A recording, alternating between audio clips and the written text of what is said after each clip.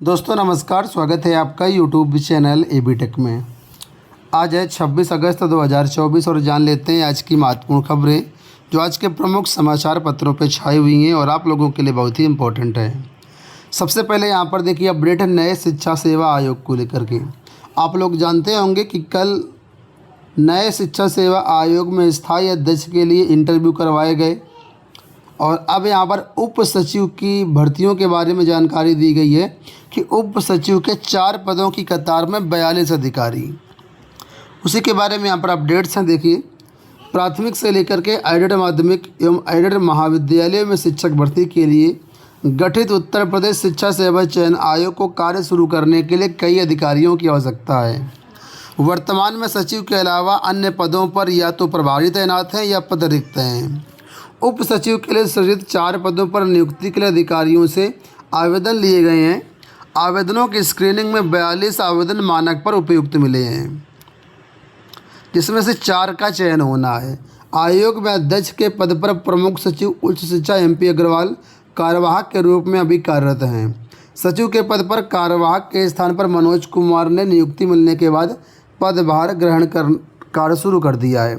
इसके अलावा वित्त नियंत्रक के पद पर प्रभारी हैं विधि अधिकारी, वित्त एवं लेखा अधिकारी एवं कंप्यूटर एवं IT समन्वयक के पद पर नियुक्ति होनी शेष है।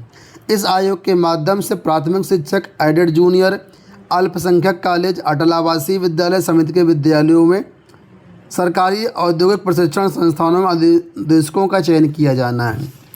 तो अभी उप सचिव के बारे में यहाँ पर दिया गया कि 4 यहाँ भर्तियाँ होनी हैं और 42 अधिकारी इसके लिए लाइन पर हैं।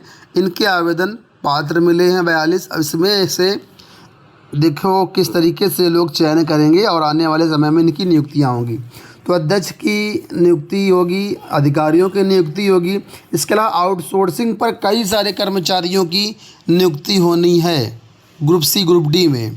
तो ये सारी भर्तियां होने के बाद ही कुल मिलाकर के आयोग वास्तव में काम अपना शुरू कर पाएगा। तो फिलहाल उम्मीद है कि सितंबर के पहले वीक तक ये सब कुछ हो सकता है। देखते हैं क्या होता है, सरकार क्या करती है। इस समय सिपाही भर्ती परीक्षा चल रही थी 3 दिन से, 23, 24, 25 3 दिन की परीक्षा समाप्त हो चुकी है। 2 दिन की परीक्षा भी शेष है। अब यह 2 दिन की परीक्षा 30 और 31 अगस्त को करवाई जाएगी। तो फिलहाल यहाँ पर देखिए लिखा 2 सिपाही समेत 15 गिरफ्तार। यूपी पुलिस में सिपाही नागरिक के 60,244 पदों पर सीधी भर्ती के लिए आयोजित लिखित परीक्षा के तीसरे दिन रविवार को परीक्षा में सेंधमारी के प्रयास से 15 लोगों को गिरफ्तार किया गया है। इसमें यूपी पुलिस के 2 सिपाहियों समेत 8 साल भर भी शामिल हैं। शनिवार को बलरामपुर से दूसरे की जगह परीक्षा देने आए 2 सिपाहियों को गिरफ्तार कर लिया गया था। इनमें अलीगढ़ स्थित PAC की 45 वाहिनी का सिपाही भगवान सिंह शामिल है। वह अभ्यर्थी गजेंद्र सिंह के स्थान पर परीक्षा देने आया था। दूसरा भगवान सिंह का सहयोग कर रहा मथुरा में उत्तर प्रदेश विशेष सुरक्षा बल में तैनात आरक्षी गोविंद सिंह है। शनिवार को गिरफ्तारी के बाद पुलिस मामले को दबाए रही। रविवार को दोनों को जेल भेजने के बाद DGP मुख्यालय को इसका पता चला। तो कुल मिलाकर के सिपाही भर्ती परीक्षा में देखो सिपाही लोग भी कुल मिलाकर के फर्जीवाड़ा करने से बाज नहीं आ रहे हैं। अब तक 15 लोग गिरफ्तार किए गए, जैसे बताया गया कि जौनपुर से 4, कानपुर से 3, बलरामपुर झांसी से 2, सुल्तानपुर एटा, मैनपुरी अलीगढ़ से 1 पकड़े गए। इसमें 8 साल भर भी शामिल हैं। अगर हम बात करें इसमें उपस्थितियों को लेकर के, तो उपस्थिति कल बढ़ी है। लिखा है कि तीसरे दिन बढ़ी उपस्थिति 70.4% दी परीक्षा। तो तीसरे दिन रविवार को 29.57% अभ्यर्थी अनुपस्थित रहे हैं। कुल मिलाकर के 9,63,671 अभ्यर्थियों को कल परीक्षा देना था, जिसमें से 3,37,647 अभ्यर्थी पहली और 3,41,120 अभ्यर्थी दूसरी पाली में उपस्थित रहे हैं।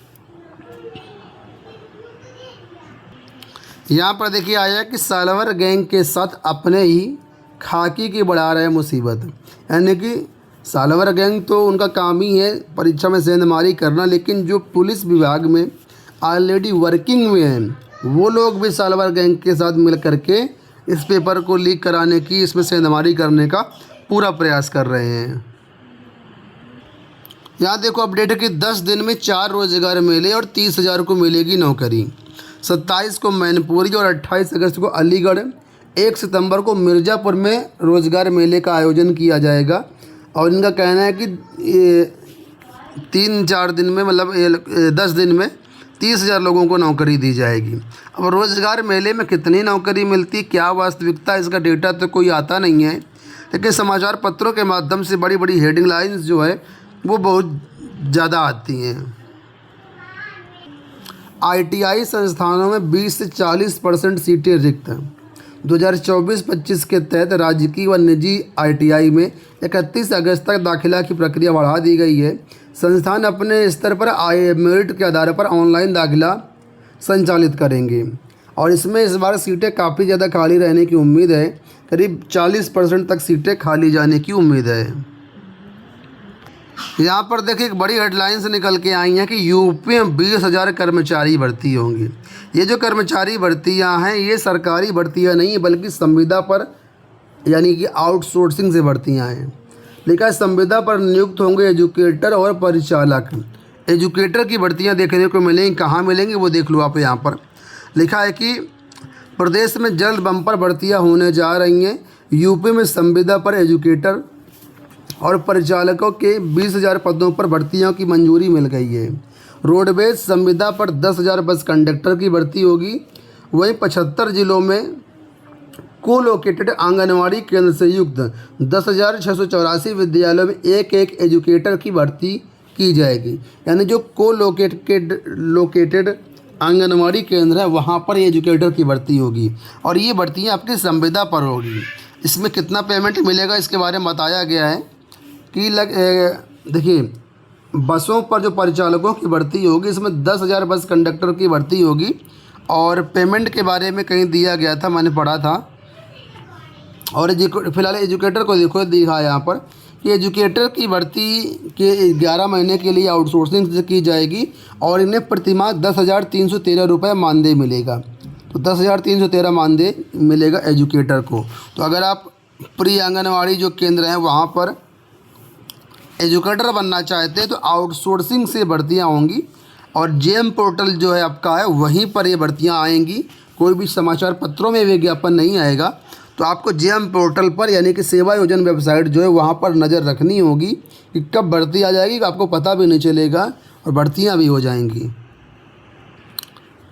भारत सरकार ने यूपीएस पेंशन स्कीम लागू करी है। लागू करने की घोषणा करी है। लागू तो 1 अप्रैल 2025 से होगी। इसके बारे में अलग अलग राज्य अब इस पेंशन को अपने अपने राज्यों में लागू करने की तैयारी में है। तो देखिए लिखा है केंद्र के ऐलान के बाद प्रदेश सरकारों पर नया पेंशन ढांचा लागू करने का दबाव बढ़ा।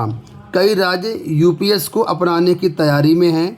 खास तौर पर जो भाजपा शासित प्रदेश हैं वहाँ पर ये पेंशन स्कीम ज़रूर लागू की जाएगी और उसमें से उत्तर प्रदेश भी ऐसा राज्य है जहाँ पर ये पेंशन स्कीम जो है जल्द लागू करने की तैयारी है। देखो यहाँ पर दिया गया कि उत्तर प्रदेश में भी जल्द लागू हो सकती है यूनिफाइड पेंशन स्कीम। तो केंद्र की तर्ज पर शीघ्र ही यूपी में भी यूपीएस लागू हो सकती है। इसके लिए वित्त विभाग ने मंथन करना शुरू कर दिया है और इसमें आने वाले आय व्यय का आकलन किया जा रहा है। हालांकि आपको बता दें जो संगठन हैं वो पुरानी पेंशन की ही मांग कर रहे हैं। यहाँ पर देखिए लिखा है कि यूपीएस के विरोध में संगठन पुरानी पेंशन के लिए जारी रहेगी लड़ाई।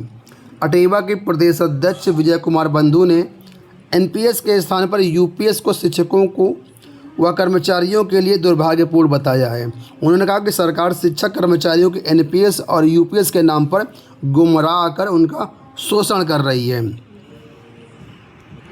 हालांकि कुछ कर्मचारी इससे खुश नज़र आ रहे हैं, लेकिन ज़्यादातर कर्मचारी और ज़्यादातर संगठन इससे खुश नहीं है। उनको कहना है कि हमें ये यूपीएस नहीं चाहिए, हमें हूबहू ओपीएस चाहिए। ठीक है, तो कर्मचारियों का कहना है कि इसके लिए ओपीएस के लिए हम आगे भी लड़ाई लड़ते रहेंगे। दोस्तों ये हो गई आज की सारी सूचनाएं। फिलहाल इस वीडियो में इतना ही। धन्यवाद।